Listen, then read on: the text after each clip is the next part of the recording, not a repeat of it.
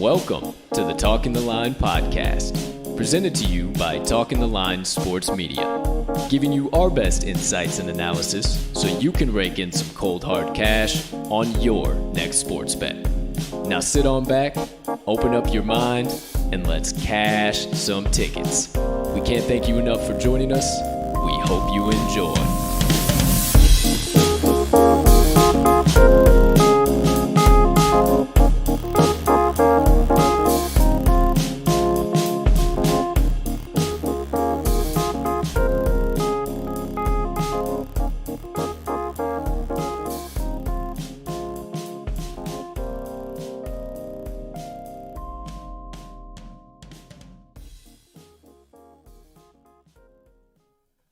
Good morning, good afternoon, good evening, ladies and gentlemen, degenerates, fans of the NFL Shield, Minnesota Vikings fans, fantasy football players, anyone I may have left out. Far and wide, welcome in to episode number 109 of the Talking the Line podcast, and as always, thank you so much for taking a few moments out of your day to come and kick it with the crew on this beautiful August 24th, 2021. As always, you know the drill. Minnesota Vikings season preview on tap today, plus plenty of other nonsense. But before we get into all of that, please take a few moments to smash that subscribe button on whatever platform you are currently ingesting the TTL pod on. If you are watching on YouTube, you might as well hit that notification bell as well so you never miss the start of a live show or any additional TTL crew content dropping. Next item up on the docket, if you could find it in your heart, be so kind, you got a couple extra seconds, hit that like button, leave us a comment, leave us a rating, jump in the live chat. If you are watching live, we can't tell you how much we appreciate it when you do, and it only helps us make TTL Sports Media bigger and better for each and every one of you.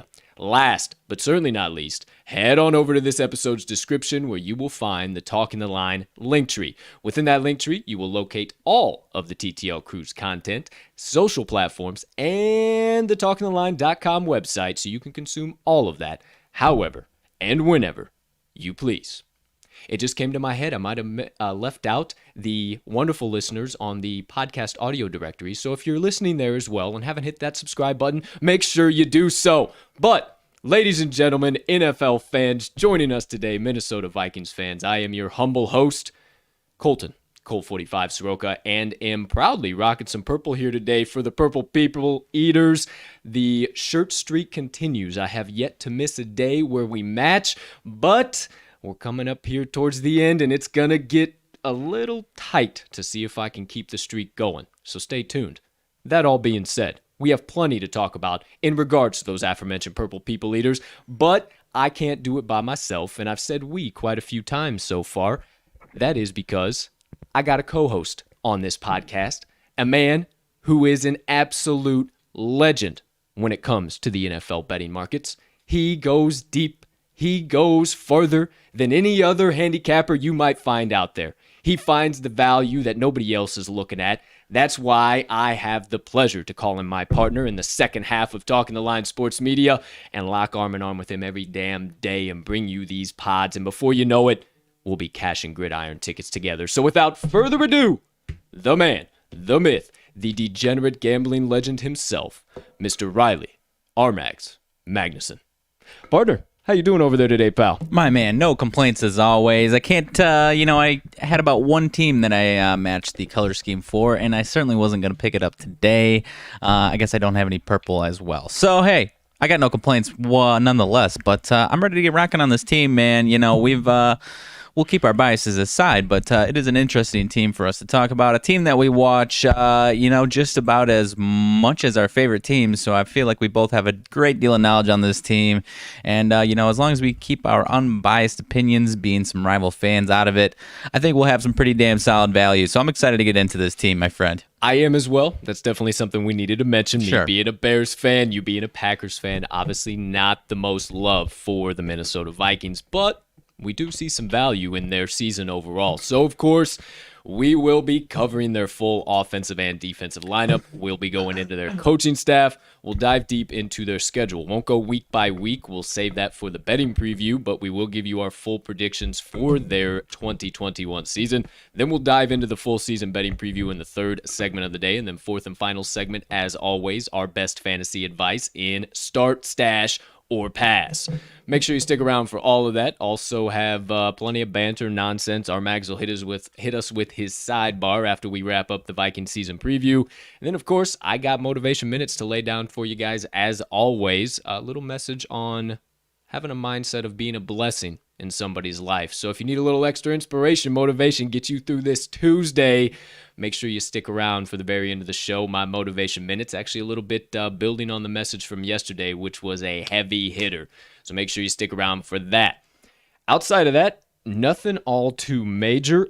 Did get an announcement here, not in relation to this team, but Elijah Moore back at practice for the New York Jets. Very big news. Another addition back for the weapons there for Zach Wilson. Obviously looking good.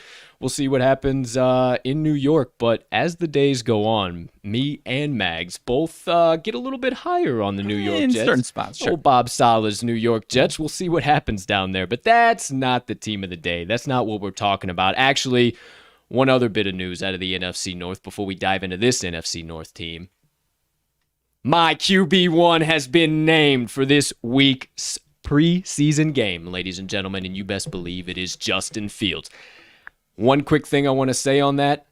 Yes, thank goodness. This is what needed to happen. You can't see what he truly is when he's been diming the ball all over the field and all of his weapons are dropping the ball or not getting in the right position. Now he gets to play with the first stringers, and I think we see some good stuff coming up this week. But hey, just not here nor there. Just giving some Andy Dalton rest for that week 1 game. Big week 1 game for Andy. Keep your Packers nonsense over on that side of the table if you could be so kind. But for today, let's get into the team of the day. Everything up on tap for the Minnesota Vikings. All right, ladies and gentlemen, here we go. My partner said it. We got a lot to talk about with this team. They had a pretty disappointing 2020 Sure did. in a lot of areas. We'll talk about some of those disappointing areas and actually where we think we see some improvements in those areas as well.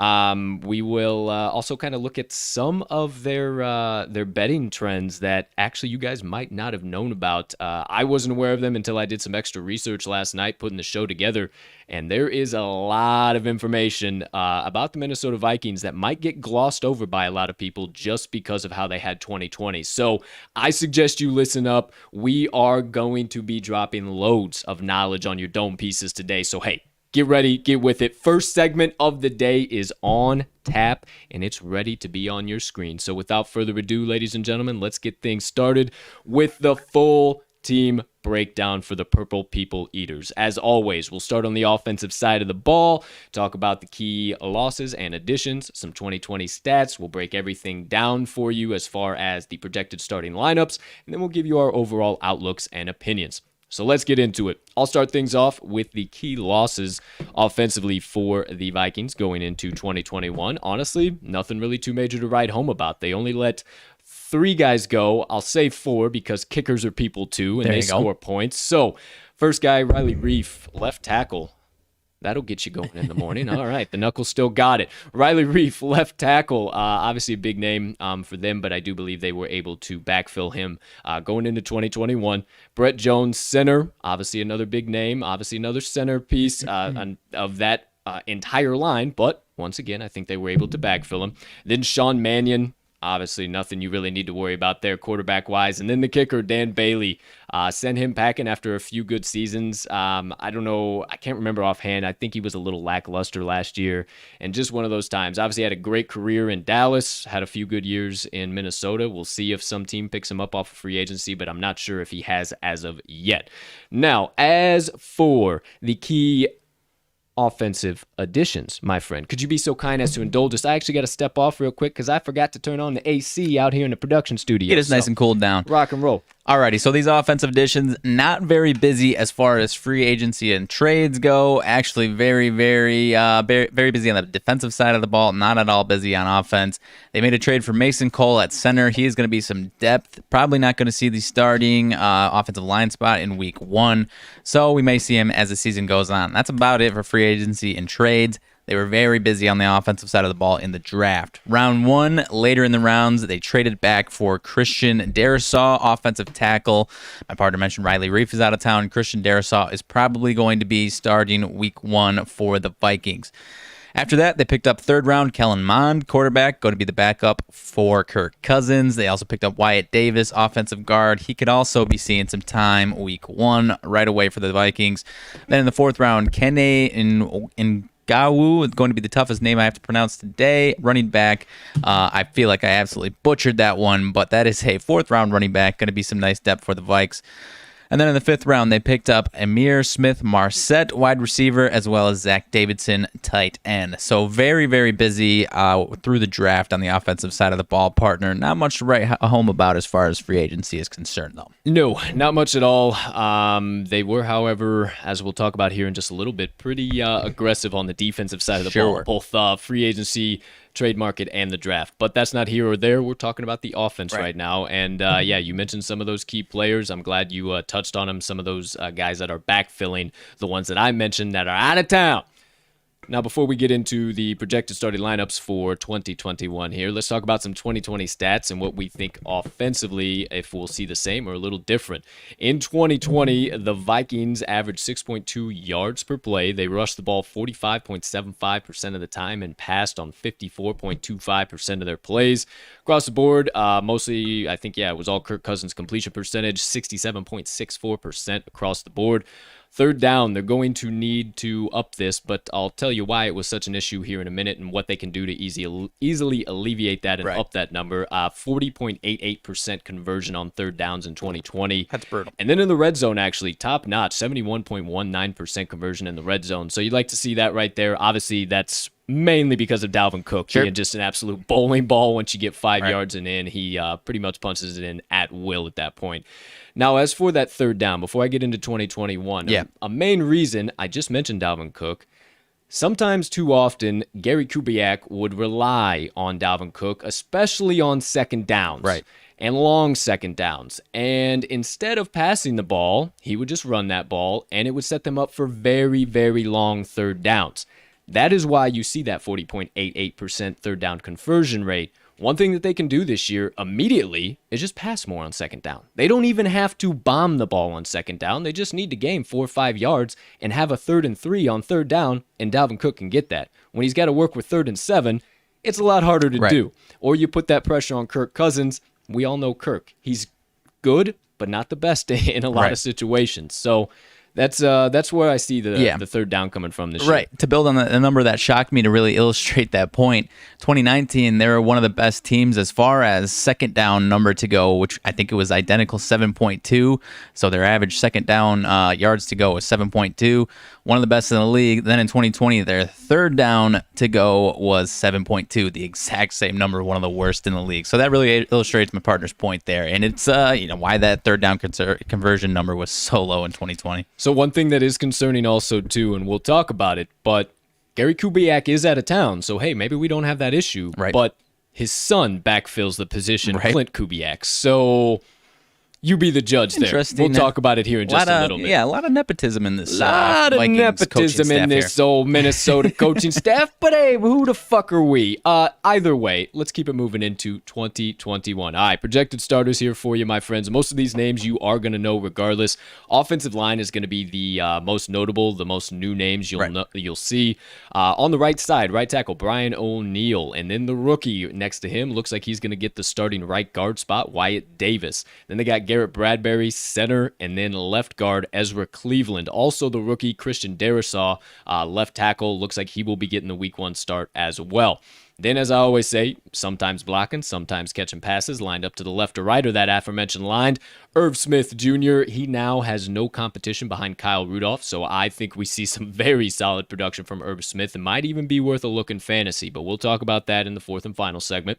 And then the wide receiver room, one of obviously the most dominant ones over the course of the last few seasons. Adam Thielen, Justin Jefferson, and then kind of finding his way within this offense too now, Olabisi or BC Johnson, however you typically hear that. And then behind them, the fourth and fifth guys looks like projected on the depth chart. You have Chad Beebe and then Amir Smith-Marset. So we'll see if those guys can make any contributions outside. But in my opinion, very severe lack of depth behind Jefferson and Thielen. We obviously know the names. We obviously know they'll produce. We already had a scare with Jefferson in the preseason. Right. We really don't need that during the regular season if you are the Vikings offense. And then last but certainly not least, you got your running backs, Dalvin Cook, and backing him up, Alexander Madison, again for the second year. Madison was a nice 1-2 punch, was able to give Cook some much-needed rest from time to time. And then the quarterbacks, Kirk Cousins and Kellen Mond. Not really sure why they picked up Kellen Mond. I'm not going to say I wasn't a fan in college. I thought he was a good player, but he just hasn't had that elite NFL level play ever in his college career. Right. So it was just surprising for me to see them waste. I don't necessarily want to say waste, but a third round pick on Kellen Mond when there were a lot of other options if they really needed a quarterback. But they don't. Kirk Cousins still has 2 years left on his deal. They could have got it done next year or the year after. So it really doesn't make much sense. But that's my thoughts overall on the offense. I know we continue to see production from Dalvin Cook. No question about it. We'll talk a lot about him in the Start Stash or Pass segment for fantasy. I think we see plenty of production from Thielen and Jefferson. But as I said, they have to stay healthy. If they don't stay healthy, this depth chart wide receiver-wise is bad. Outside of that, I think Cousins has a pretty on-brand Kirk Cousins season. Right. Not great, a little bit mediocre and lackluster at points. Other than that, I think this offensive line does a real good job protecting him. But again, I think they're going to be in a lot of shootouts, and I think they're going to produce. Don't get me wrong. I just don't know if it's going to be 30, 40 points a game. I have no idea. Sure. Yeah, I mean, I would say the offensive line is the biggest X factor as far as an actual player standpoint. If they have a great season, then the ceiling goes way higher. If they're terrible with some of these new faces, then their ceiling obviously goes a lot lower.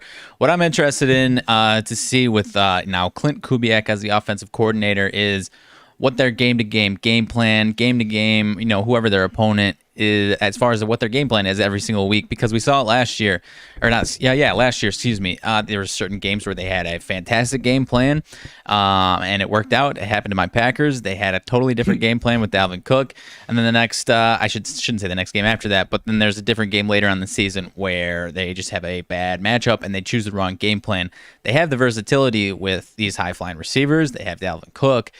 It's just a matter of, are they picking the right game plan? And then, like you said, figuring out that, that second down passing as opposed to running so heavily on second down. So honestly, in my opinion, the crux of this team is going to be the play calling and the game plan on a week-to-week basis, partner. Absolutely. And I'm a little concerned about how much of a change we see in the game plan with it just being Clint Kubiak. Right. I really is it going to be just a picture perfect mirror image of him, or has he got some young infusion of a different style than his dad? I don't know. I have no idea, but we think it'll be right around the middle of the pack. But hey, as always, let's take a look what the guys over at SFA are thinking we see from this Minnesota Vikings team offensively this year. Key rankings from those guys, once again, as always, say it every time, but thank you so much for your work and the assist with some of the key stats we use on the daily show. But that being said, the quarterback room, Kirk Cousins and Kellen Mond come in ranked 14th in the league, so a little bit better than right at middle of the pack. I think they stay right around there. I don't see much improvement or maybe even a little bit of a decline. I'm sorry, Vikings fans. Offensive line, 21st ranked unit in the league, so I think that's a fair assessment. Obviously, they can improve upon that, but once again, I think they stay right around that number. Yeah. Running backs come in as the second-ranked unit in the league. Obviously, if you have Dalvin Cook in the backfield, that is going to loom large regardless. I think Alexander Madison, I wouldn't call him an elite handcuff, but I definitely call him handcuff worthy. He can pick up the slack when Dalvin has to go out, or if Dalvin gets hurt at any point in the season, as he has over the last 2 seasons. Yeah. So there's that. I like his production when Dalvin Cook is totally out and he's the bona fide number one guy. Like if Dalvin Cook has to miss a game, he needs to pick it up as far as when he's getting, 3 to 5 carries, spelling Dalvin Cook on the sideline. That's where he really needs to pick up his production. Sure. And then the receiver unit coming in as the 4th-ranked unit in the league. So obviously have that elite talent, but could decline if they face any type of injury issues or for any reason Adam Thielen's touchdown production declines as his age increases. I don't know, but something to think about there. But those are the key rankings, courtesy of the guys over at SFA. We will go more in-depth by position and by player when we get into the 4th and final segment. Said that about 10 times already, but the start, stash, or pass segment. So if you're looking for more information per player, stick around. 4th and final segment of the day. But let's flip the script, get into the defensive side of the ball, and let's talk a little bit about what Adam Zimmer's going to have these boys doing this year. That's right. We were saying nepotism. This is Mike Zimmer, head coach, his son taking over the defense in that same defensive mind, so we should see a lot of the exact same things that we saw last year and over the course of the past 7 seasons from Mike Zimmer. That all being said, partner, let me kick it over to you as always, and if you could so kindly indulge us as the key defensive losses for the Purple People Eaters going into 2021. Alrighty, so nothing, no names that are going to slap you in the face here, but a few names that have been some key contributors for the last few years here. Anthony Harris at the safety position. Played 16 games in 2020, played the last 6 seasons in Minnesota. He's out of town. Eric Wilson, linebacker, played 16 games. He played the last 4 seasons for the Vikings. And then you have Hardy Nickerson, only played 14 games for the linebacker. These are a little bit more depth guys, but still some guys that played some roles for the Vikings in 2020. Ifedi Odenigbo off the edge, played 15 games. Thought I was going to nail that one, but I totally missed it. Jaleel Johnson on the interior defensive line, 16 games. Shamar Stephen, also interior, 16 games. And then Todd Davis, linebacker, played 11 games. So really those top 2 guys, Anthony Harris and Eric Wilson, were the bigger losses out of, this whole list of names. A lot of depth guys, but nothing crazy here, partner. Nothing crazy at all. And not to correct you, but just so future reference, Ifedi Odenigbo. Odenigbo. Okay. Odenigbo. Well, he's on the Giants now, so we'll be needing that in a second. We won't need that, but you will need it once we get to Friday. That'll be you, actually. So that'll be you. We got it. Odenigbo. No problem at all. All right, so keep it moving, rocking and rolling. I will take over for the key defensive additions for the Vikings here in 2021. I actually told you guys a little while ago when we were talking about the offense that this is where they targeted. They kind of did a little bit of an overhaul and brought in some key pieces and actually brought back a guy we didn't know if they were going to bring back yesterday in Everson Griffin. Edge rusher, looks like that kind of a question mark on the right side of the defensive line is now alleviated. They brought him back in. They also brought in Dalvin Tomlinson, interior defensive lineman, $10.5 million deal. Brought in Patrick Peterson, the old man. Even though he hasn't been the Patrick Peterson of old, I still believe we see some good production from him this year. Gave him an $8 million deal, so obviously they have a little bit of faith in him. Stephen Weatherly was brought in off the edge before they knew if they were going to bring in Everson Griffin or not. He got a $2.5 million deal. Nick Vigil, linebacker, $1.8 million deal. Xavier Woods comes in to backfill the aforementioned Anthony Harris. Anthony Harris. So he's going to backfill Anthony Harris. Looks like he's going to get the immediate start. Safety, $1.8 million. Then Mackenzie Alexander was brought in. Obviously a very solid defensive back. Has been throughout his entire career in the NFL. $1.1 million deal. I think definitely in this Zimmer defense, I think we see him definitely improve from some of the seasons past. Right. Then Perry Nickerson. They brought him in, another defensive back. I think this is just more of a depth add because they're paying him less than $1 million. So obviously nothing to write home about there. And then in the draft, got 5 guys in total. They picked up Chaz Surratt, linebacker out of North Carolina. Patrick Jones, the second defensive end out of Pittsburgh. They also got his teammate, Jalen Tyman, defensive tackle out of Pittsburgh. Cameron Bynum, defensive back out of Cal. And then Janarius Robinson, defensive end out of Florida State. So obviously beefed up the depth on the line side of things and in the secondary department. So we'll see how they do here in 2021. I honestly have very high hopes as an unbiased fan. Typically, a Zimmer defense is always locked down, always shut down. But being as a Bears fan, I really fucking hate that because it looks like they're actually going to be good again this year. That all being said, let's look quickly at 2020 before I tell you all about 2021 here, the projected starters. The Vikings on defense allowed opponents to average 6.1 yards per play last year. I think that ticks down a little bit, right around the 5 to 5.5 mark. Their opponents completed on a 66.17% clip, and then on third down, they converted at a 39.46% clip. So, not too bad. Obviously, holding opponent offenses very minimally once they get to third down there. So I like that number to remain somewhat the same because obviously they had a lot of holes and they dealt with a lot of issues last year. And then in the red zone, they allowed their opponents to score at a 58.62 clip. I think that stays right around the same just because of the opponents that they play. A lot of the opponents that they play are successful in the red zone, so I think that's going to stay right around the same, even though they are dominant. But what I think does improve a little bit is the opponent yards per play. That all being said, let's talk just a little bit about the 2021 projected starters here before we give you some outlooks. As far as the defensive line goes, coming back after injury last year, Danielle Hunter on the left side of the line. Next to him, Dalvin Tomlinson, defensive tackle. Then Michael Pierce opposite of him. And then it looks like Everson Griffin will probably be the opposite side edge rusher. Not too certain. It's a little bit murky, but I don't know why they would have brought him in yesterday when he was the main right end before he hit the free agent market. Then you have behind them the linebackers rounding out the front seven, Anthony Barr and Eric Kendricks, both two guys who are very dominant in their own right. Anthony Barr more of a rushing guy, Eric Kendricks more of a coverage guy. So obviously they have that covered there. No pun intended. Coverage guy covered. Secondary, obviously there is one kind of question mark on one of the sides. Either Jeff Gladney will get the start or they do obviously have a lot of other depth to kind of choose from. But then it obviously looks like Mackenzie Alexander will get the slot spot, and then Patrick Peterson will obviously be the number one defensive back here. And then I hate to say it as a Bears fan, but my favorite safety in the league, Harrison Smith. I've loved him since he's been in the league. Back when I had, or I still have it, but I haven't played in a while. When I was playing Madden 2012, 2013, I would play with that Vikings defense, have 15 picks a game with Harrison Smith. So I can't wait to see him again. I think he has another elite level production year here in 2021. And then just talked about him a little bit ago, Xavier Woods, brand new off the free agent market, and looks like he's going to be taking over the free safety position right away. So a lot of solid names in this team, or defensively wise. If I had one area that I would complain, it would be the cornerbacks, defensive backs. I love Patrick Peterson. I do. He's always been good, but he's just, I've already said it, he's not that Patrick Peterson that we've come to know and love over the course of the last few seasons or over the course of his career. That's why he got shipped out of Arizona. That's just, it's part of getting old in the NFL. That's what it is.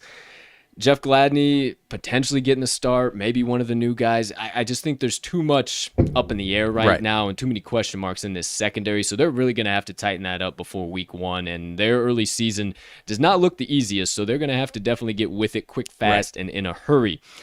That's what I think defensively. Partner, anywhere you can fill in some holes, give any other insights there defensively for Minnesota? Yeah, as far as the corners, I have very similar opinions as you. I think that is going to be the one weak spot. The other thing is really the health of the front seven. If they're 100% healthy, all these guys are back playing the full season, and even some of these new additions pan out and play healthy and play really solid, that front seven is going to look like a top 10, if not top 5 front seven in the league. And I think we expect that, but I do think we might see a little bit of some injury issues. Hunter, Anthony Barr, these guys had some pretty significant injuries, so I'm interested to see how they bounce back from that. The re-addition of Everson Griffin is huge, especially if you have a tandem of, any three, the combo of him, Weatherly, and Hunter coming in off the edge. That's really solid if all three of those guys are healthy. So I think I want to say high hopes, but I think it's a good, not great unit. Good, not great is one hell of a way to put it. Most definitely. I would have to agree with that as well. So, wrapping things up defensively here for the Vikings. Key rankings, once again, courtesy of the guys over at SFA. This front seven comes in ranked as the 8th best unit in the league, so I think they're definitely worthwhile of that.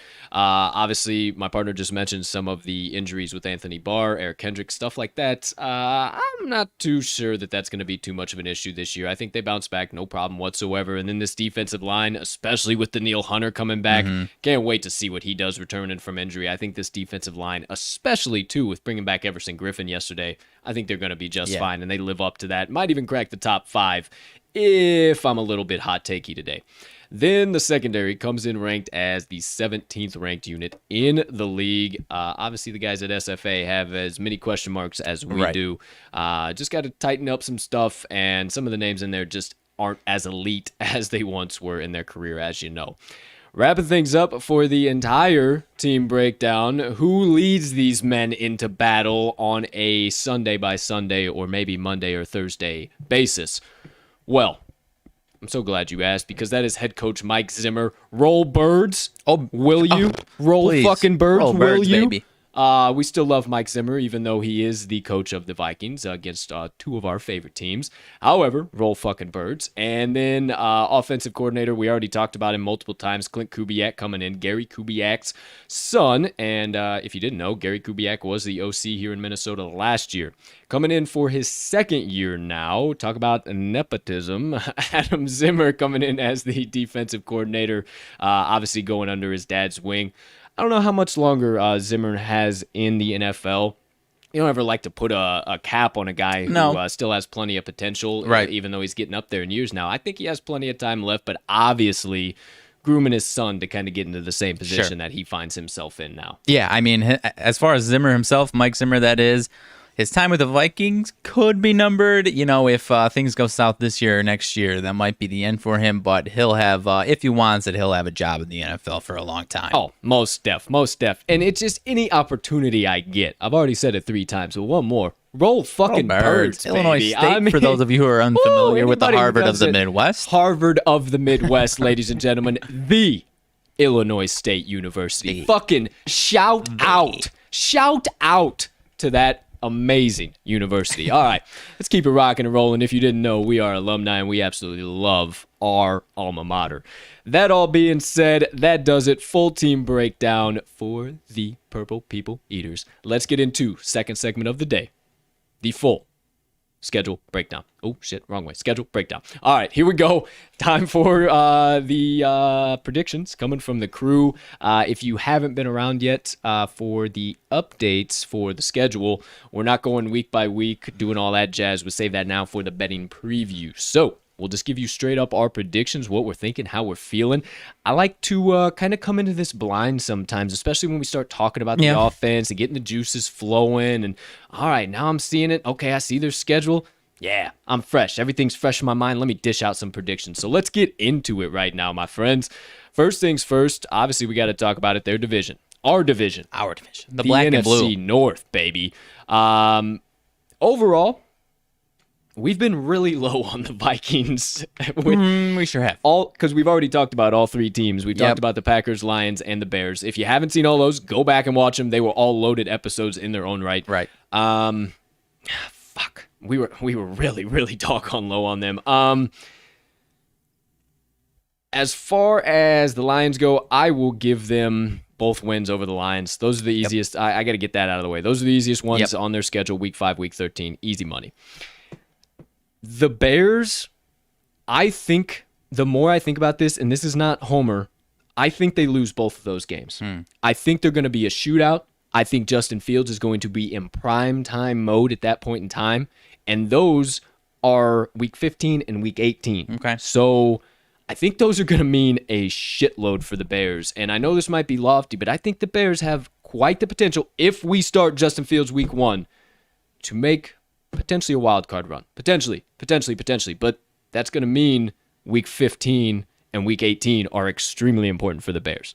So I'm going to say 2-0, just how we've kind of worked through this whole thing. And then with the Pack, just because they got the home game sandwich in between 2 away games, and I think that's the one that they have circled, and all the other ones, week 8 through 12, they're like hard as hell, but hopefully we can get out of there. But hey, at least we have one at home against the Packers, and home field advantage is going to loom really, really large for the Vikings this year, as I'll tell you about to start the betting preview.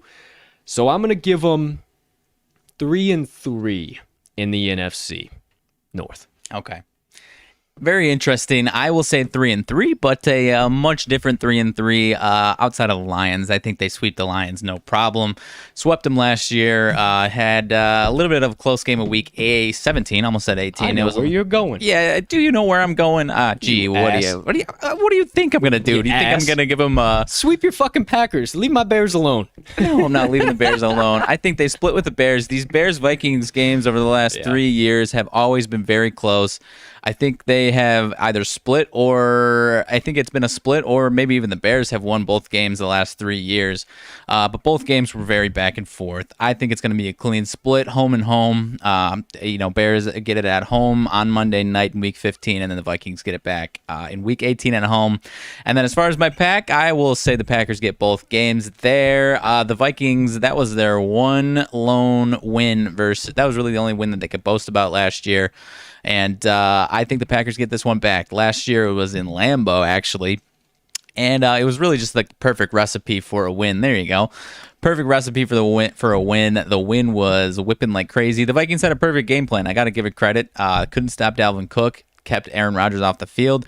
I think the Packers will have a different type of game plan this time around. And having lost that game, that being their only division loss last year, they're going to be wanting that lick back. So I'm going to give the Pack a crisp 2-0, so a 3-3 for the Vikings out of the NFC North.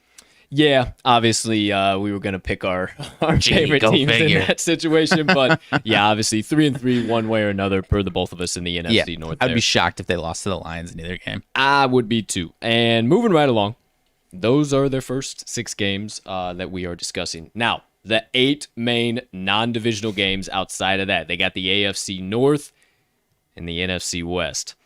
We've talked about it plenty of times. The NFC West, we didn't even think the Packers might have all too much success against the NFC West.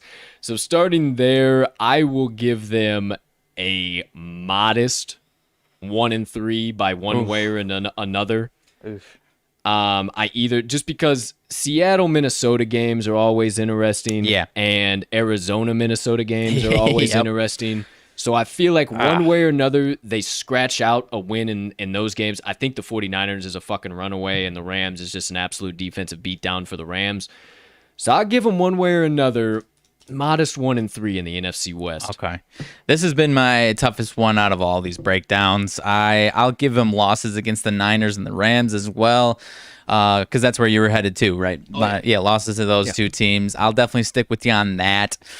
I'm torn as far as one win between these two teams or 2 wins. I want to give them the win against Seattle. Like you said, I can't wait for that game already. These Vikings Seahawks games the last few years have just been absolute madness. And that's week 3 in Minnesota, baby. So that right. And I'll give the Vikings that one. And I am leaning towards the Cardinals in week 2 just because I don't like the matchup for the Vikings. Because as much as I think this defense is going to be improved for the Vikings on the road in Arizona, I think that Arizona offense is going to be high flying, and I don't know if the Vikings can keep up with them. With that being said, I'm going to go 1-3. And, I don't know what that total is, but I'm already going to say I'm going to hammer the over in that week 2 game, no question. The over in the week 2 game's 49.5. Hasn't got to 50 yet, so give me a hammer as well. Give me my biggest hammer. Hold on. We'll get into the betting preview. We'll get into way too early. We're getting way too fucking excited. It is 16 days away, ladies and gentlemen. Holy shit. Hockey mushrooms. All right, back into it. Ahead of myself, sorry. Back to the schedule. 1-3. That seems crazy, though, man. That seems crazy to say 1-3. You're still on the NFC West. Let's get into the AFC North. Enough with the AFC or the NFC West. AFC North.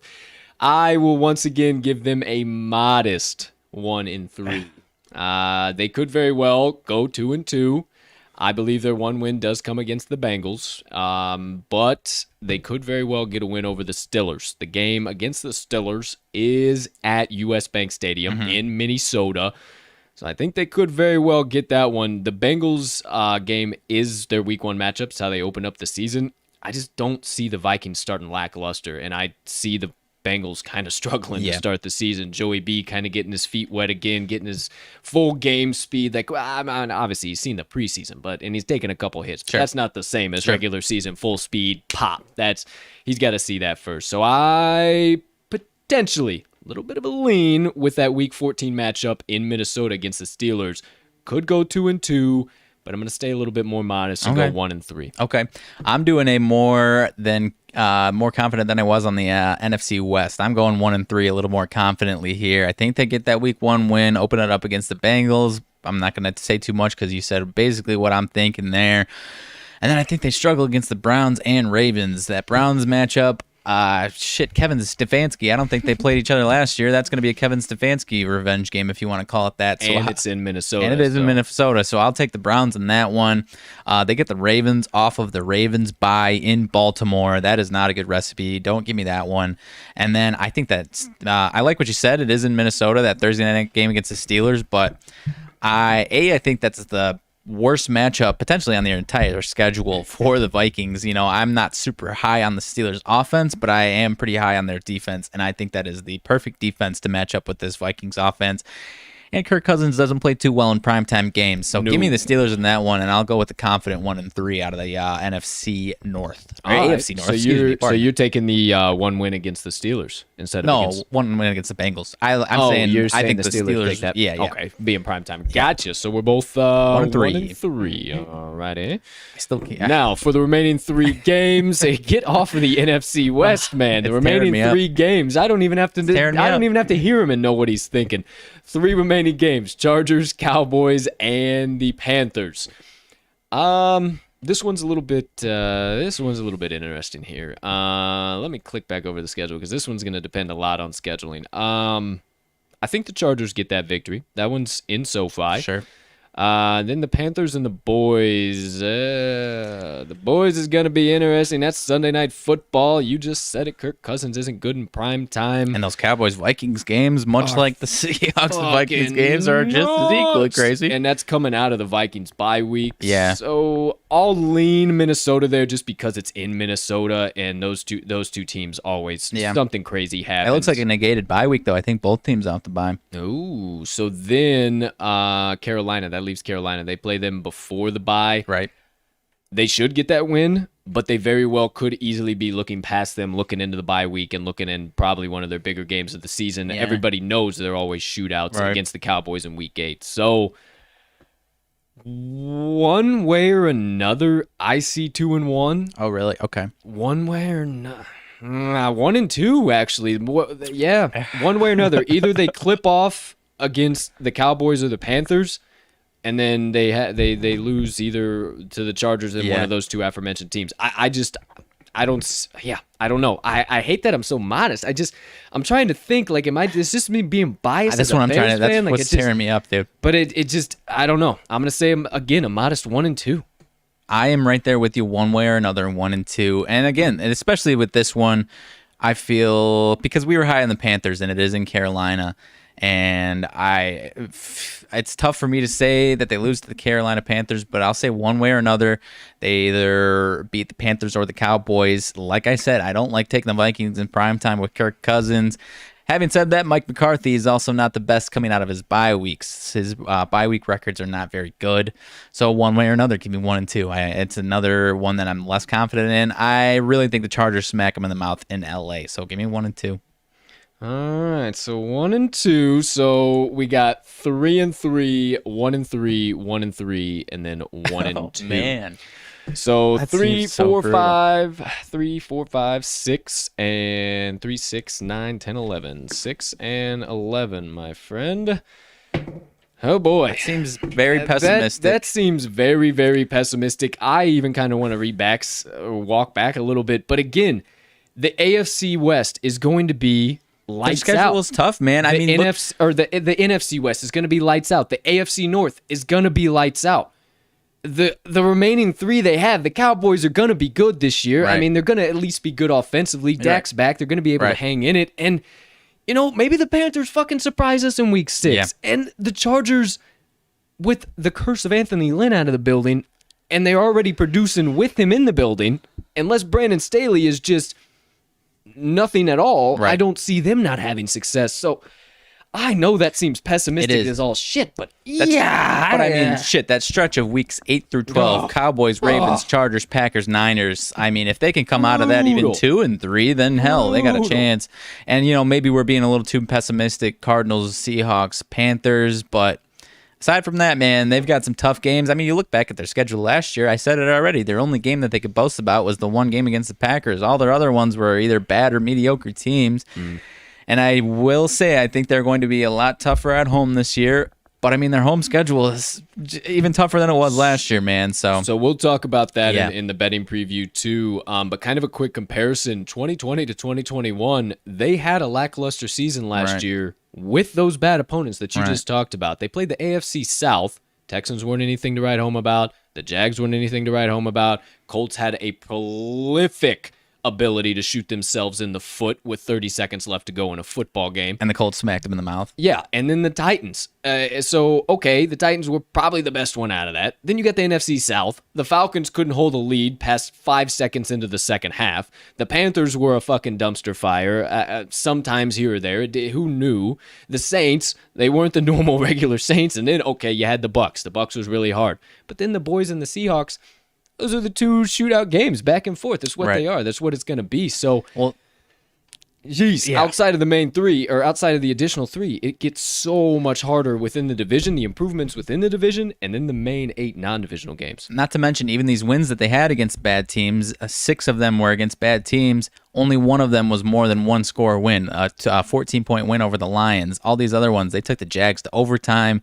They lost to the Cowboys with Andy Dalton starting quarterback, for fuck's sake. So let's move on. Yeah, that does it pretty much move on. in full. Just quickly, the key rest and prep, kind of the key stats there. They play 5 opponents that have over a week to prepare for them. Ouch. Sheesh. They play 1 opponent that has less than a week to prepare for them. Ouch. They have 4 games that they play on a rest disadvantage. Ouch. And only 1 game that they play with a rest advantage. Ouch.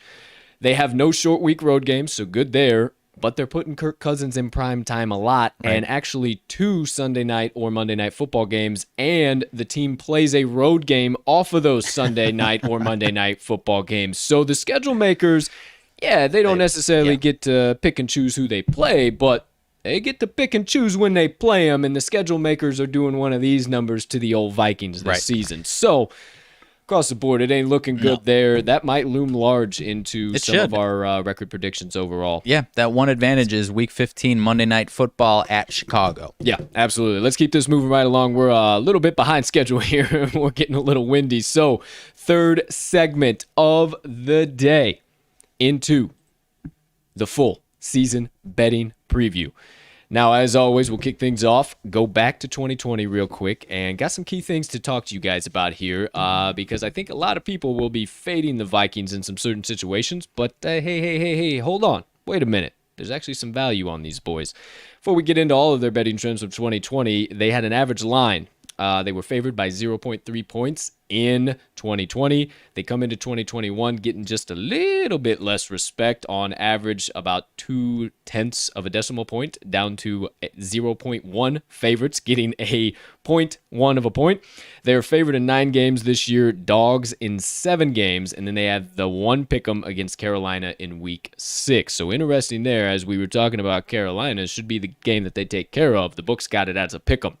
So again, it just keeps kind of building on upon itself that the Vikings might struggle a little bit here this season. However, in 2020, they definitely struggled against the number. 6-10 ATS with a 7-9 straight up record. They were 2-7 against the number as a favorite and 4-3 against it as a pooch. Now, at home, I want you to listen up real quick. This is very, very, very, very key. At home, they were 2-6 ATS, 3-5 straight up. As a home favorite, they were 1-6. As a home dog, they were 1-0. Now, this is a spot that you are going to be able to back the Vikings again this year.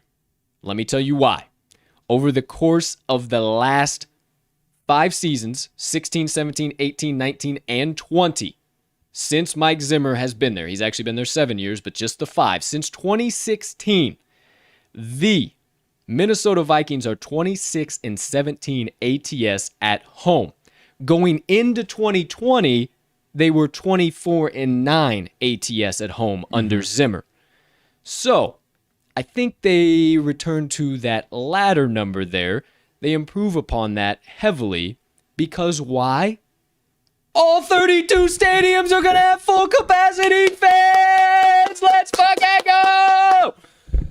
That is very important for the Minnesota Vikings and US Bank Stadium because little did you know, their roof is built so that It's a good home field advantage. Bananas fans and everything that they're spewing out of their faces bounces off the ceiling and right back into the players' ears on the field. So it's an advantage. I think it's going to loom very large, and I think that they'll be just fine. And one final thought, in case you think I'm crazy, Mike Zimmer has a 58.6% cover rate since he has been the head coach of the Minnesota Vikings. Okay. So I think you can have some faith again in the Minnesota Vikings at home. Now, the road, it's going to be a little bit of a different story. Don't really know what I can tell you there. It's going to take the right spot because they were 4-4 against the number ATS last year, 4-4 straight up. 1-1 as an away favorite and 3-3 as an away dog. So obviously split, break even. It's going to take the exact spot. You're going to have to target them against a specific team. And you might even on the road, they might be fade worthy in a lot of spots. Sure. But at home, I think that you're going to want to target the Minnesota Vikings, especially if they're a home dog or on some very small spreads. That all being said, how about some game totals? In 2020, they had an average line of 50.9. Very interesting that they have dropped down the total in 2021, an average of 47.1. So over 3 full percentage points, given the fact that the Vikings were 10-6 over-under overall last year. So very interesting that the number dropped down into 2021. They were 7-1 to the over at home, 5-3 to the under on the road, 7-2 to the over as a favorite, and 4-3 to the under as an underdog. So I think they have a lot of over games. I mean, you already picked out the one game against Arizona. We're already talking about how the Dallas games are always crazy. The Seattle games are always crazy. I think that Steelers game could be a shootout. I think the Bears games could be a shootout. I think once again that the Vikings are an over team, and I don't necessarily know why the books ticked it down so far. That does raise a few red flags in my mind, Sure. but I do once again think we see a lot of overs here from the Vikings in 2021. Last but certainly not least, you love them. I love him. He loves him. We all love him. A good teaser. Oh, yeah. You're sitting on Tuesday morning. Maybe the sausage dip is going in the oven, getting nice and bubbly. You say Tuesday morning? No. I said the sausage dip is in the oven. I think you said it's sitting on Tuesday morning. Sitting around, either way, sitting around on Sunday morning. I don't give a fuck what I said. Either way, you're waiting on your fucking appetizer. You're sipping on a beer. Moment over. You're building the fucking teaser. Hey, you know what? Avoid the Vikings. Forget I even said anything because they're 9-7 and 6 points, 9-6 and 7 points, and 11-4 and 10 points. So maybe if you can get them through a bunch of key numbers, target them in your 10-point teaser for an extra little plus money Pauly Lake. Yeah, definitely at home. I'll be interested in them this year. Very well. Very well. I would agree with that, especially in 10 points. Yeah. So there you go. Potentially a little week-to-week ad. If you're building those big boy teasers, those 10-pointers, you need a couple extra leg, get you into that plus money Pauly category. Vikings might be worth a look at home. All right, that's 2020. Back to 2021. Now, oh boy, we talked in full about the entire schedule. Sure did. And now let's break it down week by week. The lines, everything we got. See if the books are lining up with our thoughts. Week 1, they're in Cincinnati, as we've already talked about. They're laying 3 points, coming in as the favorites. Week 2, going to Arizona, back-to-back road games. They are getting 3.5 points against the Cardinals. They're laying 1.5 against Seattle at home. So very interesting there, my friends. You know how those shootouts end, and you know what we're telling you about how the Vikings should be in home this year. Then they welcome in the Browns in week 4. They are getting 1.5. They're underdogs in that spot. Then in week 5, they welcome in the Lions. They're laying 8.5 points, so just a little over a touchdown there. And then I already told you about the pick'em, but in week 6, they got that pick'em against the Panthers in Carolina. Then they have their bye week 7. Bye week negated. The boys coming off of their bye as well. Week 8. That game is in Minnesota. They are giving 2 points to the Dallas Cowboys. So once again, much like the Seattle shootout we're predicting, might be a Seattle or a Dallas shootout as well. Right. And they get another win at home here. It looms large. They are getting a touchdown against the Ravens in Baltimore, getting 3 points in Week 10 against the Chargers in LA. Then Week 11, they finally meet your pack. They're laying 3 points against them. That game is in Minnesota, so very interesting there when they beat them in Lambeau last year. And then Week 12, they are once again getting 7 points against the 49ers. That one is in San Fran. Then Week 13, they go to play the Lions in Detroit. They are giving 4 points to the Lions. Then in Week 14, they're giving 2.5 points to the Steelers at home. I like that spread once again. I mean, you give me the spreads with Seattle, Dallas, and Pittsburgh. I really like those as home spreads. Then Week 15, they're giving a point to the Bears on the road. I like the Bears in that spot, +1. I think they get that dub. Obviously, partner does not with his schedule predictions. In Chicago, I do.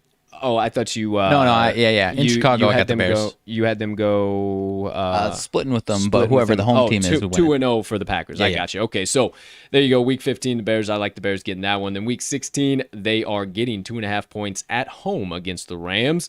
And then Week 17, they go to Lambeau, the frozen tundra of Lambeau Field, getting 3 points against the Packers, and then laying 4 points to close out the season at home against the Bears. So honestly, in my mind, I'm going to be really tentative on the road. Week 1, maybe the 3.5 against Arizona. Week 2, maybe the pick 'em. Outside of that, it's going to really depend how they're playing from week to week on the road. But at home, I love the -1.5 against Seattle. I'm not too opposed to the +1.5 against Cleveland, but that would basically mean they win that game, and we don't think they win that game. So that's interesting. But again, the Brownies were one of those teams that stiffed bettors left, right, and center last year with bad beats. So that could be a bad beat central. Browns 1-point win. Yeah, Vikings covered. I don't know. And then also the boys. I love the boys there. Green Bay -3. It's interesting. I think that's kind of a trap line. That might be before Rodgers, though. A lot of that could be as well. A lot of the Packers lines were before him. But I can't lie. I really like that -2.5 against Pittsburgh in Week 14. Okay. I just think home field advantage. How well 24-9 before 2020. Yeah. Since 2016 against the number at home. I have to play into that stat, and I think they're going to return just to normal because you said it. This home field advantage is so big for the Vikes. So I'm still torn on it because what you're saying, I can't deny it. I can't look past that. However, Kirk Cousins versus winning teams throughout his career, this number might be skewed, but I believe this is at the end of the season teams that had a winning record. He's 7-35 in his career against winning teams, straight up. And so obviously, that's not ATS. I don't know what his ATS numbers are. So I'm interested in that Seattle, Dallas at home, -1.5, -2. But there's a lot of teams that are probably going to be winning teams on this schedule. So it still scares me, man. Like I can't look past that home field advantage number. I can't look past it, but I also can't really look past Kirk Cousins in prime time. Kirk Cousins against winning teams. And, I might be a little tentative. It's going to depend how they're looking on a week-to-week basis. Yeah, because they could very, very well screw you, too.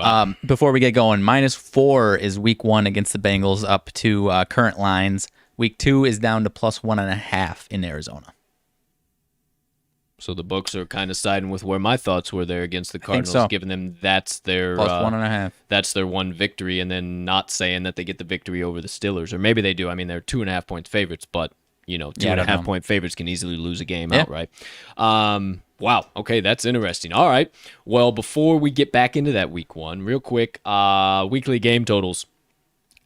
I don't get it, kids. I don't get it. They were 10-6 to the over last year, and we have perfect over numbers. 47.5, loads of 47s, loads of 46.5s, loads of 48s. I don't understand. I don't understand. Right off the bat, I target the 47.5 against the Browns in Week 4. I target the 48 for an over in Week 3. I target the over 49.5 in Week 8 against the boys. I mean, there's a handful of games that without even really looking at any trends or anything, I would already look towards the over. Might be a little something to think about, though, that they dropped it down 3 full points going into 2021. But, man, those are prime over numbers for the taking. 46.5, 45.5, 46, 47, 48.5, 49, 49. Right. I mean, they're right there. Yeah. They're right there. Yeah, I don't know what to make of it. Maybe they're thinking their defense balls out at home. I don't know. Possibly. Nothing to really draw from there yet, but definitely stay tuned into that. Something to keep in mind. They were great to the over last year, but their total average line, game total line, has dropped down this year. So something to think about. Outside of that, kind of talked about any early value, anything we're kind of targeting, but we got to talk about it. It's becoming less and less way too early, it's and not early at all, more baby. and more right around the corner pick. For week 1, the Minnesota Vikings go to visit the Cincinnati Bengals on their home turf, and they are giving the Bengals 3 points, saying, Joey B, giving 4 points. I forgot you said that. Giving them 4 points, saying, Joey B, you think you can keep this within a field goal? Good luck. Are you hammering in the Vikings at -4 with the obvious loss of the hook before we are even 1 week away from week 1? Or are you taking that 4 points because you like that loss of the hook and you think Joey B can keep this within a field goal?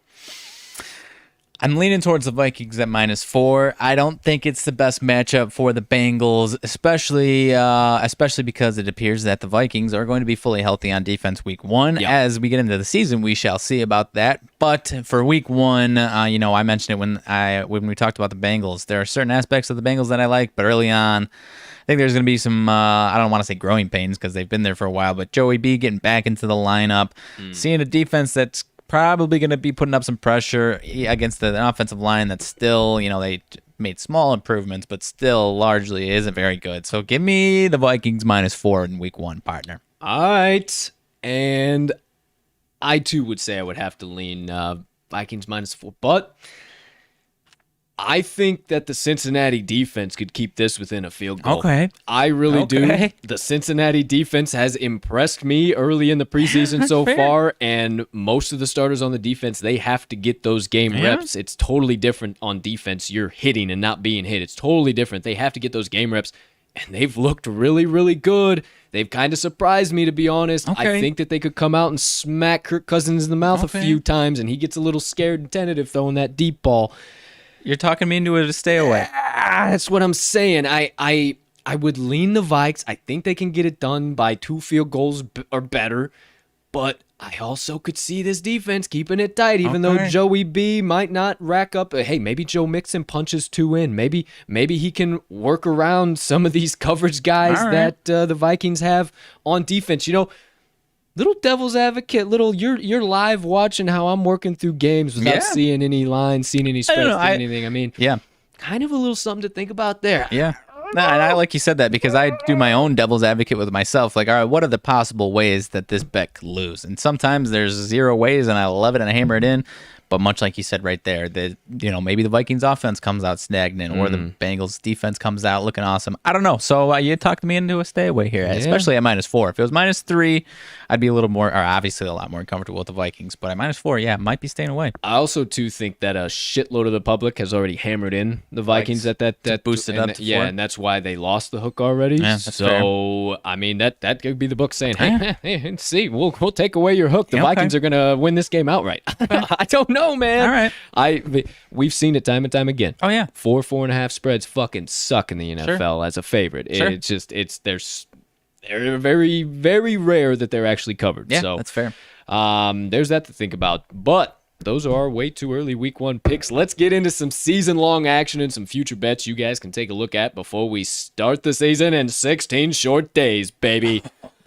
The season win total for the Purple People Eaters is set at 8.5 wins. So not as precise as we have been. So going to have to take a little bit of a look-see here and see what is actually going on. So if you do so vaguely remember, one way or the other, me and Mags both notched 6-11 record for the Vikings this year.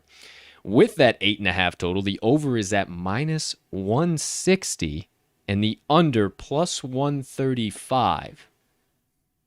Now, 6-11, that's way under 8.5.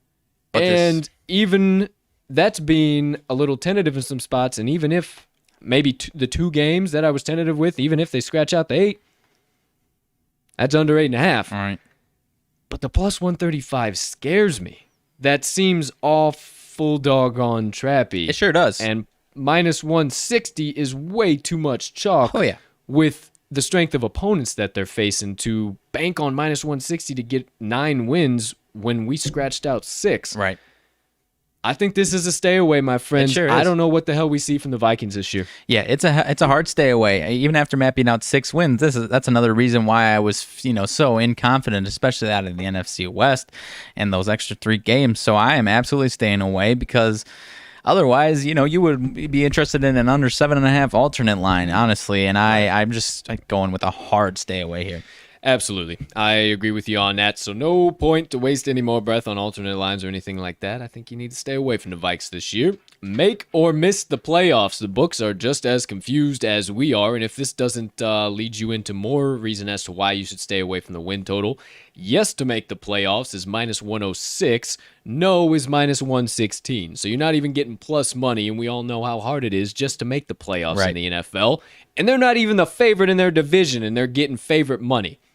Stay away from that as well. There's no reason to try and sweat that out on a favorite money. Right. And, like we said, we're staying away. If you're that high on the Vikings, take the over 9.5 at plus money because I can't imagine 9-8 is going to make the playoffs in the NFC. No, I highly doubt it. Now, wrapping the future market up, well, we got a few extras to talk about. But as far as the division, conference, and Super Bowl goes, the Vikings are second in the NFC North, actually. They are behind your Pack and in front of my Bears. I call bullshit, but Vikings are plus 250 right now to win the NFC North. As much as I hate to say it, I got to put it in the hands of the Packers.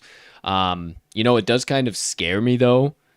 I made the early prediction, Aaron Rodgers, really didn't lose too many pieces. Hey, he's standing on a tee box and slinging a 500-yard bomb out in the middle of a lake. Hey, man, I'm liking what I'm seeing from Rose. And, man, his eyebrow thinking has got me on a whole nother wavelength of what I see him doing in 21. I think he's going to be the back-to-back MVP. And then I start seeing 500 boost from every fucking sports book that Aaron Rodgers is going to be the MVP. And I'm just like... So what's going to happen in Green Bay? Are we going to have some issues? Is this going to be problems? So do the Vikings win the NFC North? I don't think so. I maybe I'm reading too far into some of those additional things. The books making boosts for MVP. I don't know. I'm a little concerned about that aspect of it, but I don't think the Vikings are worth anything at plus 250 to win the NFC North. But hey, watch me stick my foot in my mouth and this be the year. Yeah, you're not going to find me hammering that in. As far as your boost, man, obviously optimistically, that sounds to me like there's going to be some other quarterbacks that are going to have some huge seasons. That's kind of where that screams to me. But you can have your own opinions on that. But I will be staying away from the division, obviously, no question about it. Yeah, and pretty much those odds, I would say they're not very accurate to our predictions because how we're predicting them, it would seem that the Bears are going to finish a little bit better than them. And we already talked about the Bears. Sure. They are going to finish better than them per our schedule breakdown. So there is that. And then not really any value either. NFC winner at plus 1,700. They're 6th right now. And then Super Bowl 56, 16th overall, 40-1 odds. Nothing really to write home about there. If we're not even confident in them in the NFC North, a very, very minimal opportunity that they're even going to get a wild card spot. Now, that all being said, we want to advise you and tell you some things you should avoid, but we also got to give you some things you can play and have some fun with us too. So, a little bit to something to think about here. Most rushing yards on the season, you know the name, Dalvin Cook.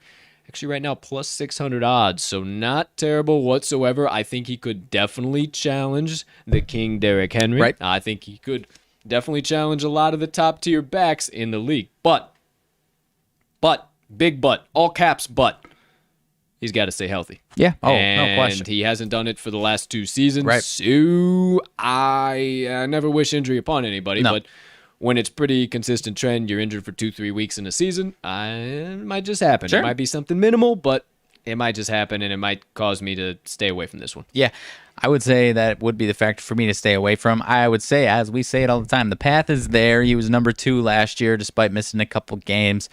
Derrick Henry, though, put up 2,000 yards, and now I am going to have to imagine that Derrick Henry is going to regress from that. That is not an indictment on Derrick Henry. Roll Tide. He could put up 1,600 yards, and Roll that's Tide. a big-ass regression, and he could still be the best back in the league. So Roll Tide. I think the path is there. I think he could definitely, Dalvin Cook, get himself up in there and pass up Derrick Henry this year. But for what the reason you said, I will stay away as well. For sure. And then let me get your opinions on this one. Kind of the same ballpark as far as most touchdowns. It's actually at the same odds, plus Right. 600. Yeah, I'll also stay away from that. I think the yards might be a better bet there than the touchdowns would. Then the two. I mean, if he can stay healthy, he definitely has contention Yeah, for it, because most he's definitely. been right there, and then he gets hurt, and then they pull away, and he ends Right. up finishing second, third, or fourth. And Right. he's right there. So, hey, he stays healthy. That might be worth some value.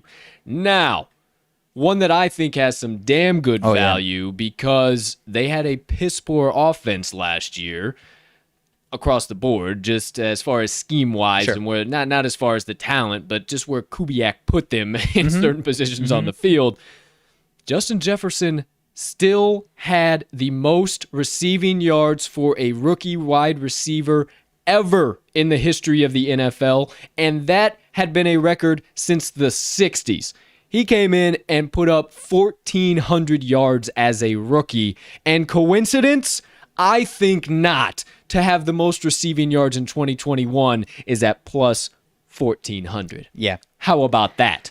I think that's got a serious amount of value. I think he could repeat, if not maybe even get a little bit more, because there were so many situations that they could have fed him the ball more. Right. And I think we see it, man. And he was out for the first 2 weeks of the season. They didn't even freaking play him, for crying out Right. loud. So you give him a full season, I think that he could Right. very easily have the most. And he was not far off last year either. You said 1,400. That was fourth in the league. Number one was Diggs with 1,535. Not that far, man. You give him those Give him extra those 2 games, he's got it. Well, not to mention, his yards were so ridiculous, and their passing rate was one of the lower rates in the league. If Yeah. they go closer to middle of the pack, it's going to be Justin Jefferson that they're going to be slinging the rock to. So I think it's got value. Biasedly, I will say that Devontae Adams also has a ring in that because he also physically missed 2 games, and he was right behind Justin Jefferson himself. So it's going to be a close contest. But I mean, hell, at plus 1,400, I might have a little sprinkle on him. Yeah, to pass the ball at 54.25% of your plays overall, and he puts up those numbers, yeah, give me all of that action. Right, I man. think that is definitely worth a nice sweaty sprinkle over the course of the season. I think he will have his name right up there. And Mr. Kubiak might be out of town if he keeps that rate pretty similar to what last year was. That could be very true, but hey, you never like to I'm just saying. kick a guy out early and even got year one under his belt as an OC. So we'll see what You're not happens there. All right, full betting preview is a wrap. Your choice, paper or plastic. Let's keep it moving and grooving. The proverbial train that is the TTL podcast steaming down the tracks with the fourth and final segment of the day. Our best fantasy advice in the segment we have coined. Start, stash, or pass. All right, let's kick things off. As always, quarterback room, partner, I'll kick it your way as per usual. We got Kirk Cousins and Kellen Mond. Kirk Cousins hasn't been the worst fantasy quarterback over the course of the last few seasons, but hasn't been the best. Pretty much stereotypical of his career. Are you targeting him in any capacity in your upcoming draft, or maybe even Kellen Mond? And if you do potentially get your hands on Mr. Kirk Cousins or Kellen Mond, are you starting them, sitting them, maybe stashing them, or passing on them altogether and forgetting everything I said? Well, Kellen Mond, I got no interest in whatsoever. Kirk Cousins, he was the number 11 quarterback last year. And it's kind of going to be a conversation of kind of what I just said as far as Justin Jefferson's yards. Do they pick up that pass rate? Because if they pick up that pass rate, he's going to squeeze into that top 10 range. Sure. And he's definitely going to be startable. I just, maybe it's my own bias, but I mean, like you said, he was good, not great, and definitely not bad. So he's definitely not the only quarterback, if I got him, that I'm going to be relying on. I definitely would like to pair him with somebody else if I do get him. He's a guy that I believe I have had a couple times, and I keep talking about my draft strategy of waiting on quarterbacks. He's like one of my last resort guys. That's kind of where I was going to put that. If I got him, fine, okay, I'll take it. It's not who I would But prefer. there's a half a dozen guys in that exact same tier that have leaps and bounds higher ceiling right. than exactly. I mean, you weren't finishing my sentences, man. You know exactly where I'm going. Yeah. They have that elite ceiling there too. So yeah, I mean, I would myself personally pass on him, but sometimes where I target quarterbacks as well, you kind of get stuck. Yeah. But be smart on that, because I think there are some other guys that are going to fall in that same category that do have that higher ceiling. And not to mention, there's just a sour taste in your mouth that you get when you do start him and he throws up a stinker and you're like, what the fuck was I thinking? Banking on Kirk Cousins. Yeah. You don't need that. So it's be just tentative. It's a feeling I don't careful. like. Running back room. We have Dalvin Cook and Alexander Mattison. IMO, in my opinion. Dalvin Cook comes back in firmly as the RB1 for me once again. If I'm 4th through 7th and he isn't gone, that would be my pick in the first round. Because I definitely think CMC's gone first as per usual, and then it's going to kind of be a toss-up. Is Kelsey? I've been seeing around a lot that Kelsey's going early in the first round. I've been seeing it. Okay. I don't know what kind of draft strategy that is, but I have been seeing all over the map, and even from not our little like the upper echelon are talking about scooping up Travis Kelsey around 7th to 11th overall. Wow. Okay. If he is still sitting around. So something to think about, but definitely RB1 for me, Dalvin Cook. I will start the mess out of him if I get my hands on him early. And then Alexander Mattison. I said not an elite handcuff, but he's right there to be an elite handcuff, especially if Cook gets injured at any capacity, at any point in time. His production there is through the charts. You mentioned it earlier on in the show. Where he needs to improve is where he is that 1-2 punch when Cook is healthy. Right.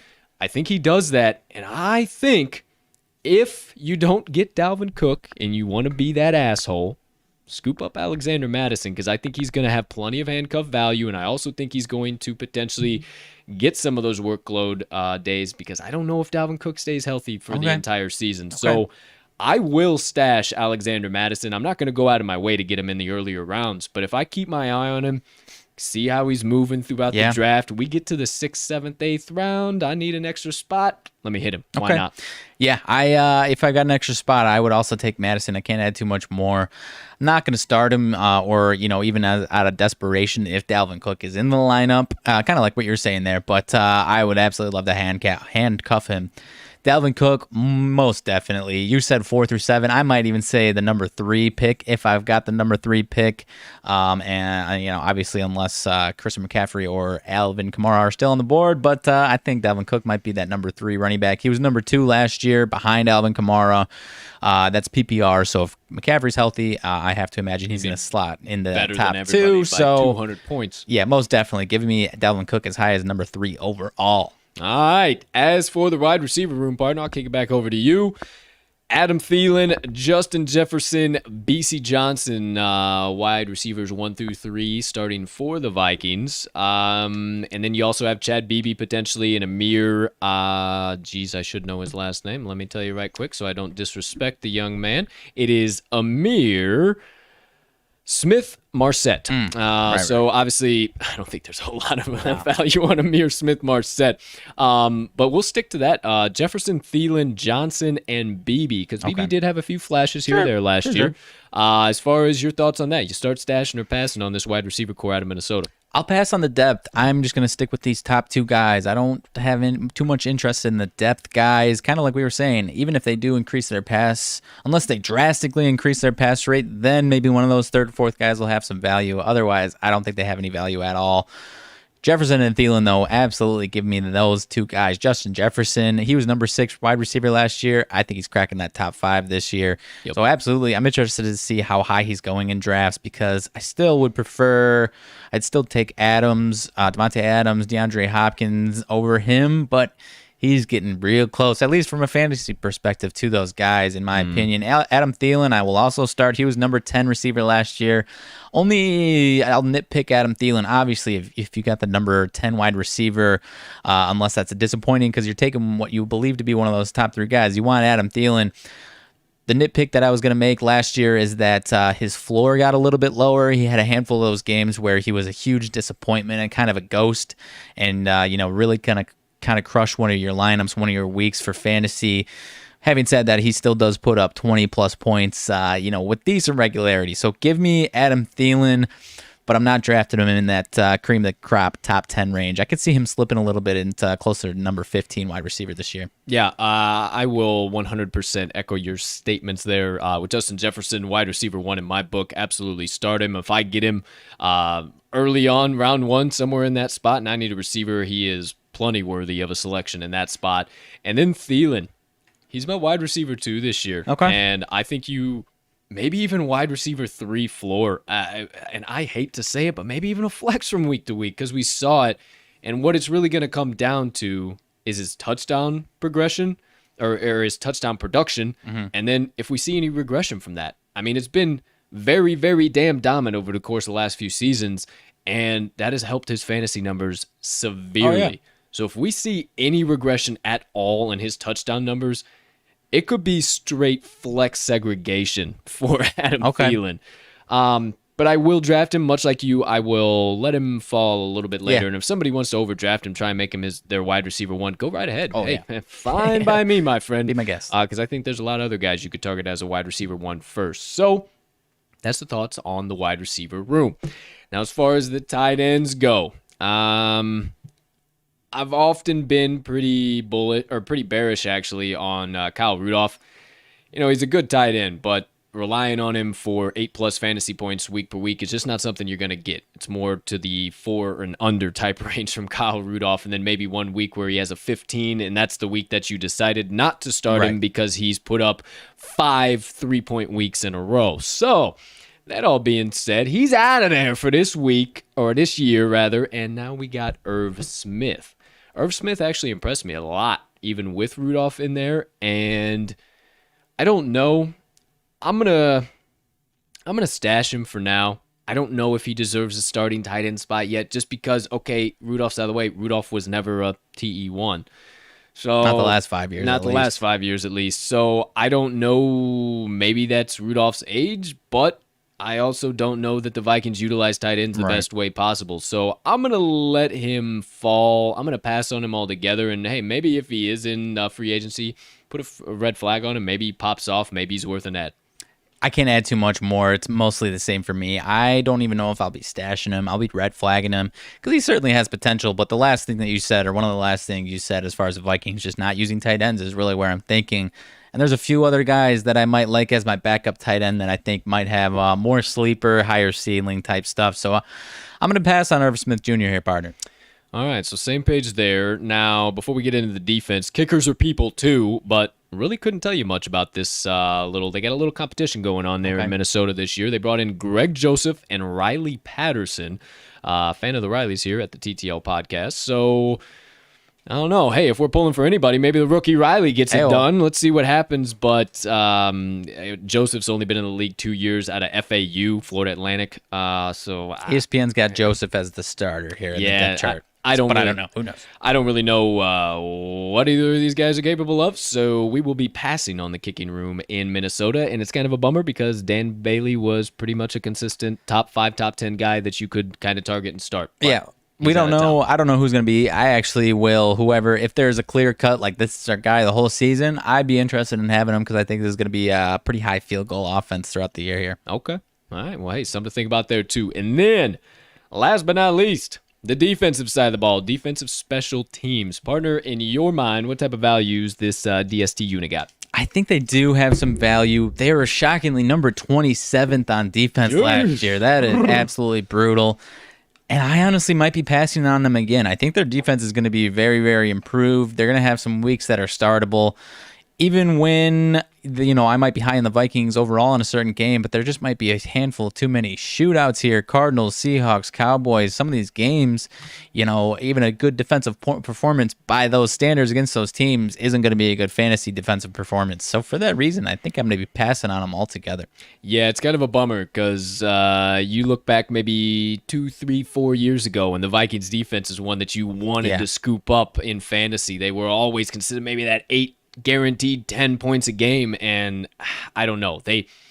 I think they're worth a red flag on your waiver. Right, I'm going to pass on them in the draft just because I don't know. I think with who came back, the complete overhaul they did via the trade market, free agency, and draft, I think there's some potential there. I think they can put it all together. I think that Zimmer will continue to have his defensive mind and have his son continue to build upon his repertoire, but I don't know, from a fantasy perspective, I'm going to avoid it because I think that they could be in some serious shootouts to start the season. Yeah, and it would definitely be an option, like I've said in the past, where it might be a streaming option, but I have to imagine someone in your league is going to be higher and just have them on their roster, so it might not even be a possibility. Most definitely. All right, well, that does it. Every single core positional grouping that you can possibly play in fantasy. The perspectives from yours truly in our segment we have dubbed Start, Stash, or Pass. All right, my friends. Well, that officially does it. All the way across the board, everything 2020 Vikings. We talked about the lineups, both offensively and defensively. We talked about the coaching staff in full. We discussed their schedule and gave you our predictions. We went through their entire week-by-week betting schedule, the spreads, the game totals. Talked about 2020, some of the trends carrying into 2021. We gave you future plays. We gave you side bets. We also dished out and just did our best fantasy advice. So if you missed any of that, my friends, it's going to stay right here to and through the NFL season. So if you need a little reminder, maybe how good Mike Zimmer and these Vikings are at home against the number, or maybe one of the other awesome, knowledgeable facts we have just laid down on your dome pieces over the course of the last hour and 24 minutes, it'll be here for your enjoyment. But before we carry on with the show, get everything wrapped up for this beautiful Tuesday, let's send these Minnesota Vikings into the 2021 season the only way we know how. So without further ado, pop them back on the screen. And to Mike Zimmer, Clint Kubiak, and Adam Zimmer, we wish you the best of luck going into 2021. And to all of the offensive players, all of the defensive players, and each and every member of the Minnesota Vikings football franchise, good luck, Godspeed, and hopefully we'll see you in the playoffs. Peace and love. Unbiased hand off. I hope we don't. There you go. What a way to finish it. What a way to start it off.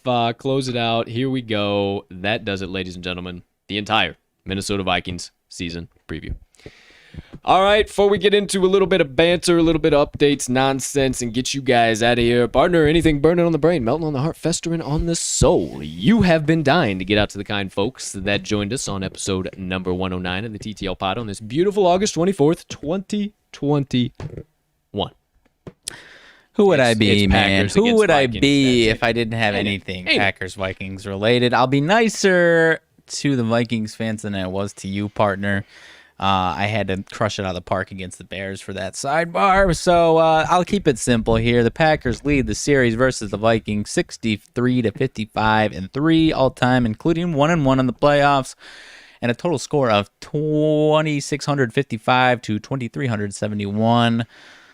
You tried, but Kings of the North, baby. On this Kings side of of the the North. table. You hype yourself up over there. Kings of the North. That's all I gotta am say. fucking clapping for your damn Kings of cheeseheads. the North.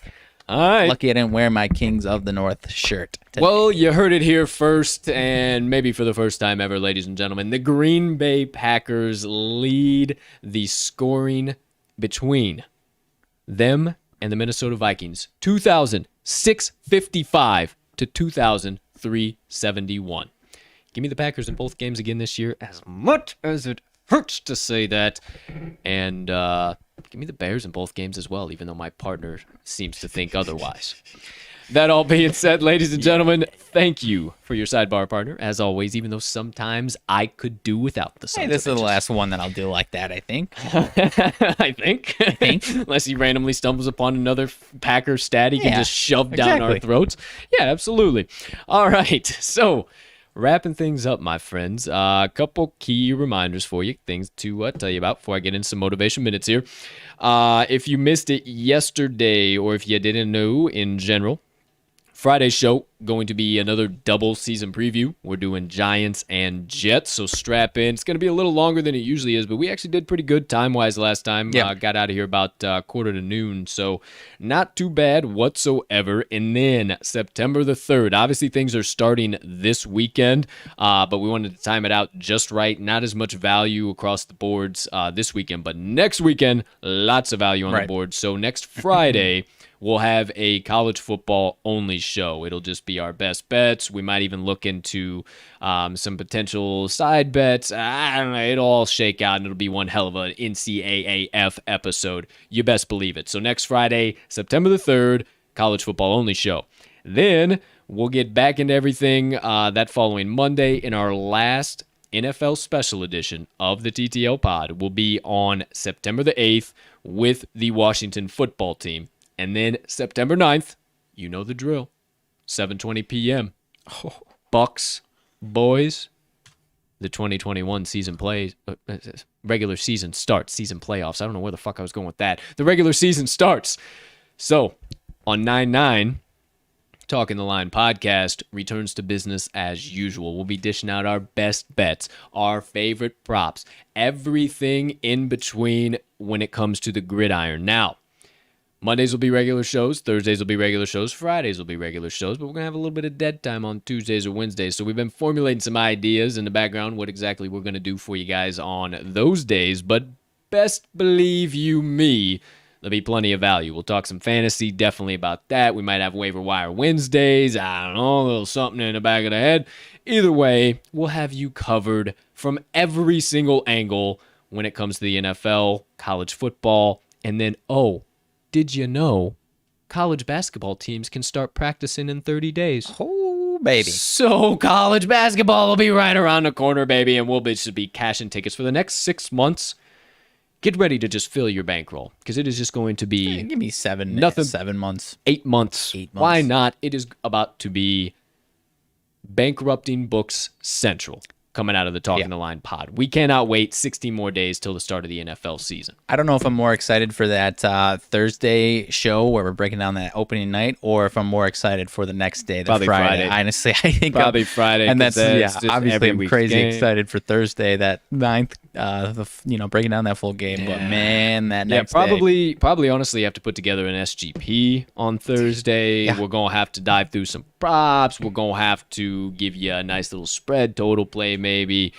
There's going to be plenty. And then Friday, we're going to be doing the same doggone thing. We're going to be diving into all types of props. I mean, I know during the MLB season, we've kind of, you less than me, but I have pretty much stayed out of the prop game. I mean, I see some here or there, but it is such a fucking crapshoot. That's the only thing that I'm having success with in the MLB, so, actually. I mean, when it comes to NFL props, though, sign me up, dog. I'll be cashing them more than I can tell you about. So I cannot wait to finally get back in the prop game, because there is serious value. And I love props. I love betting them. I love betting them in NBA too. But baseball, it's too much for me. So I'm going to stay away until we get to NFL. Outside of that, remind the fans to look at the link tree. Go to this episode's description and make sure you look at the link tree. Just fucking with you. Obviously, I'm not that goofy. But make sure you hit that link tree and check out talkingtheline.com website. Check out our social platforms, our additional content. We're growing each and every day. We're pumping out new, bigger, and better stuff every single day. We got a new show right around the corner. We'll be able to tell you guys a little bit more in depth about that. Some partnerships we're working on. We got all types of stuff coming for TTL Sports Media, you best believe. And we've had it kind of in our mind since we started this journey. Some things are really going to start popping off around football season. And boy, oh boy, it's coming. They're just starting to. It's coming. Little things here and there, and it just keeps us throwing darts at the board every single day. So we'll keep rocking and rolling for you guys. Make sure you follow along, and at the bare minimum, follow us on our Twitter so you can always stay updated there and know what's going on. But most importantly, we'll see you on every single pod. Outside of that, that's about all I got. About all I know to say. Partner, any late breaking news, updates, anything in your end of the world that you do believe we need to know about before I send these folks out of here with a little motivation? No, sir. Nothing coming out of any camps. I'm surprised we haven't had more solid news during these shows with some training camps. Yeah, hopefully it'll get a little bit more hot and heavy. But yeah, definitely. But I guess typically that means it would be an injury. So I'm glad that we, Knock on wood, fingers crossed. I feel like we're at a point where in many other previous training camps, we've had a lot more significant injuries. So That is definitely, and especially last year with no Yeah. no off season or training camp or Right. whatever, those soft tissue injuries Yeah. were just Right. rampant. I mean, you remember that like first 7 weeks of yeah. the season was just ACL, MCL, PCL, Achilles, like it was just everybody. And I'm surprised because these other leagues, even in their second season after the weird season, which I guess is still a weird season, MLB and NBA, they had similar issues again. So Yeah. fingers crossed, knock on wood. Hopefully we get through this season where we're back on track or even better. We don't have no Saquons getting hurt. Yeah. We don't have no OBJs getting hurt. Dalvin Like Cook. obviously not those names, but like the big names like know that. what, Like, man, come on, fingers crossed. All right. So that's our good vibes going into the NFL season. But I got to give you a little bit additional good vibes, some more inspiration, get you through the rest of this Tuesday and on back around the bend till I get to drop some more on you. What am I talking about? My motivation minutes. So glad you guys stuck around. I cannot tell you how much I appreciate you guys listening to goofy old me lay down a little bit of message here or there. Again, I always tell you guys, but I'm not a Swami. I'm not a genius. I don't know shit about shit at the end of the day, really. But I found a few things in life that help me survive on a day-to-day basis. So being the guy I am, I figured I'd just share them with you, and hopefully you apply them and you see the benefits in your life and not just boo-boo me and act like I don't know what I'm talking about, because I do here or there, because I've lived through a lot of these things. That all being said, yesterday's message was on finding your own happiness, creating your own happiness. You are in charge of your own happiness. And I won't waste much time on that, but I kind of wanted to build upon that because there's something else that you're able to do once you make the conscious step of wanting to control your own happiness. And you will be surprised, but when you make that decision, when you decide that you're standing on the cliff's edge and you're going to jump, test out if those wings are going to fly or not, you'll be surprised at how many people look to you in that situation. How many people say, wow, I wish I had the courage to do that. Wow, I wish I had the ability to do that. And people are going to notice that. People are going to notice you. They're going to see you making those moves.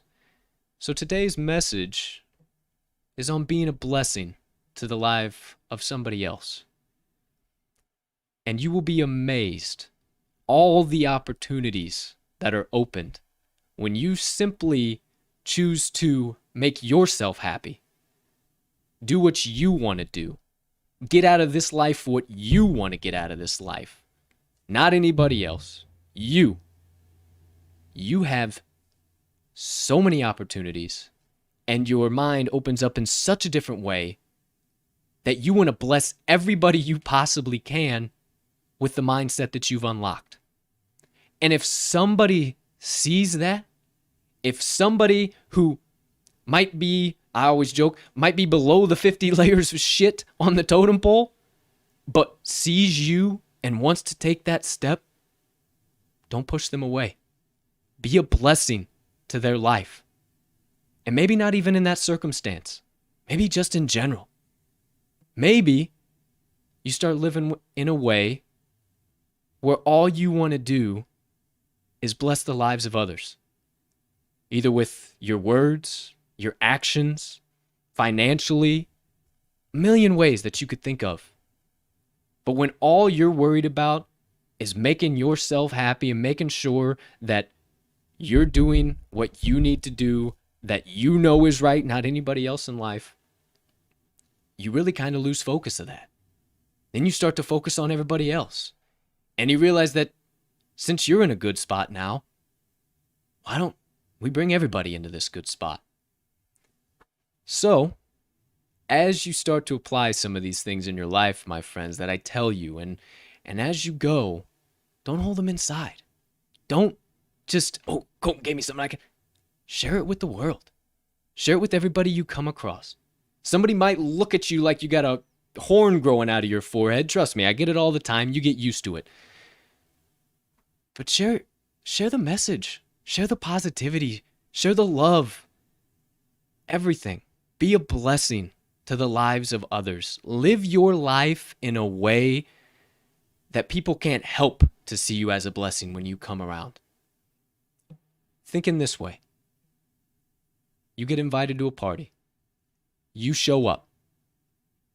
Does everybody rush to the door to give you a hug and wants to be around your energy and presence as you're there? Or do they see you, kind of wave, and get away from you as quickly as you can? That'll tell you if you're being a blessing or not to somebody's life. And if you're on the wrong end of that spectrum, you now know how to fix it. And that does it for my motivation minutes of the day.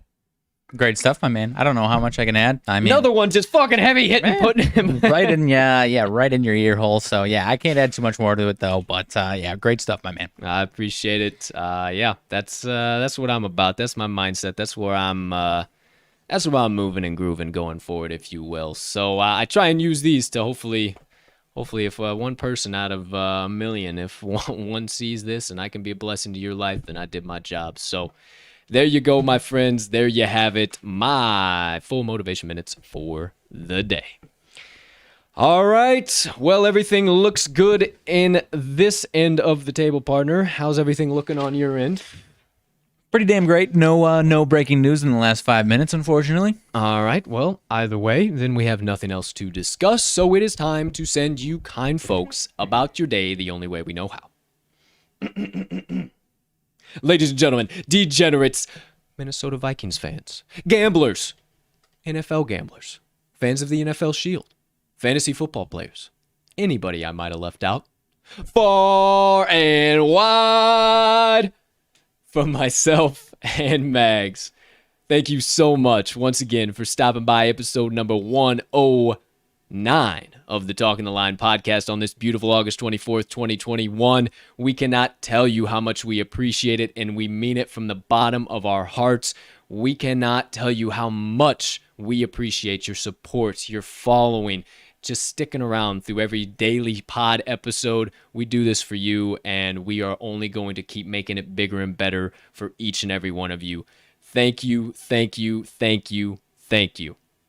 Last but certainly not least, we're still cashing tickets. Make sure you check out our best bets of the day on the Action Network app. I'm at cash_with_Colt. Mags is at RMags in all caps. Or you can just peruse through the talkingtheline.com website. You'll see them on the Today's Best Bets tab. Nice and easy for you, and you can actually bet them right from our homepage. Then meet us at the pay window later so you can close every show with us and say just this. Let's cash some tickets.